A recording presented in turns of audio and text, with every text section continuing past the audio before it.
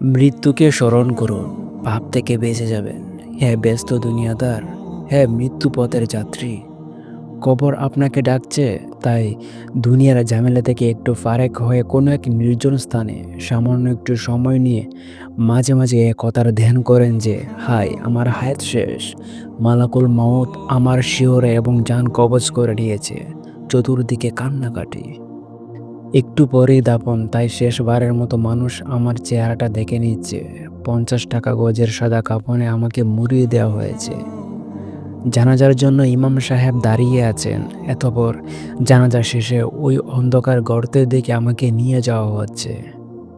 কবরে রেখে কয়েক মণ মাটি দিয়ে আমাকে ঢেকে দেওয়া হয়েছে। যাদের বিরহে আমি সারাদিন অস্থির থাকতাম, তারা সকলেই আমাকে ফেলে চলে গেছে। ভীত সন্ত্রস্ত একা আমি পড়ে আছি অন্ধকার কবরে। আলো নেই, বাতাস নেই, স্যাঁতস্যাঁতে মাটির বিছানা, পোকামাকড়ে ভরা। কেমন লাগবে সেই মুহূর্ত? আল্লাহুম্মা গফিরলি। সেই অন্ধকার কবরে যাওয়ার আগে, হে আল্লাহ, আমাদের সকলের গুনাহ মাফ করে দিন। আমিন।